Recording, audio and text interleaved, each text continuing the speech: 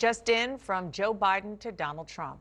Fox News just released the text of the handwritten letter the 46th president of the United States left in the Oval Office for the 47th. Here it is. Dear President Trump, as I take leave of this sacred office, I wish you and your family all the best in the next 4 years. The American people and people around the world look to this House for steadiness in the inevitable storms of history, and my prayer is that the coming years will be a time of prosperity, peace, and grace for our nation. May God bless you and guide you as he has blessed and guided our beloved country since our founding. David? Well, we knew we were going to get the content of this letter soon because Monday night in the Oval Office, he found the envelope in the desk, held it up, and it was addressed to 47. And he said, I want to read it first, but I'll then maybe share it with you. Listen, this is classic Joe Biden. This is a Joe Biden who was writing this letter not for Donald Trump, but for history, and doing, as he did with the inauguration festivities, a commitment to tradition and the institution. That is what this letter is all throughout. He's not working out grievances here. We all know how he feels about Donald Trump. He hasn't been shy about that.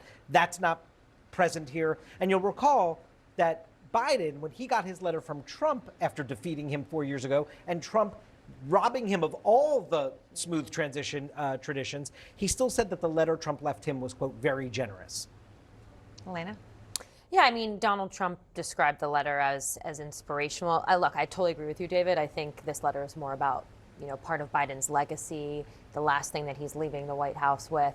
Not necessarily surprising, but again, I mean, I don't have much more to add than David. I think that it's very clear what Joe Biden feels about Donald Trump, but I wasn't expecting that to be seen in this letter. And I think it's in the face of people close to Biden who wanted maybe to see him receive Trump more negatively or kind of give back what Trump gave him in 2021. And this is very clearly that Joe Biden was not going to do that. He wanted to leave Washington, at least in some ways, better than what he found it, and leave the traditional classic Joe Biden that I am an institutionalist and that I think about the nation and what is good for the nation more than I think for himself. I think maybe if he did a little bit more of that during the campaign, things would have been different, but certainly it's how he wanted to leave. Absolutely. It's about the presidency and not the current holder of the presidency.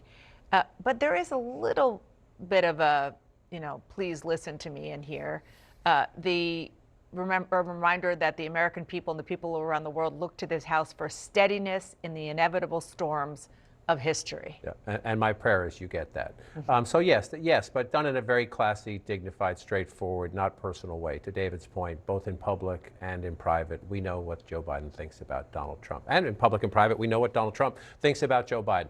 This is a way, this is his last act as president. It's also his first act as a former president. I think one of the interesting questions is, we've seen in the first 2 days of the Trump presidency a very active president. We didn't see that for 4 years of Joe Biden. Part of that was his decline. Part of that was his personal style. What will he be like? Part of it was COVID. Part of it was COVID. What will he be like as a former president? Tradition is, look at George W. Bush, you bite your tongue when you want to say, even about a president in your own allegedly in your own party, when it comes to George Bush and Donald Trump. Joe Biden has said he's not going to go away. That he's not going to disappear. I'm somewhat skeptical about how often we will see Joe Biden, but when we do see him, does he get involved in the debates of the day, or does he leave it alone? The letter suggests I'm going to try to be a traditional former president. Time will tell. But I think many of his fellow Democrats would like him to go away. But he said in several interviews that he's not going away. We'll see. Yeah. You don't buy it? The party doesn't really want him right now, largely at the center of these conversations. Right. And he is, due to his retirement, I mean, I'm sure he'll want to weigh in on certain things, but I don't think he really sees himself playing a central role in driving the party forward. Yeah, I mean, I don't know that he's going to go paint like George W. Bush or fish or do race cars. He'll be on the tinker with his cars. Maybe. All right, everybody. Thank you so much for being here.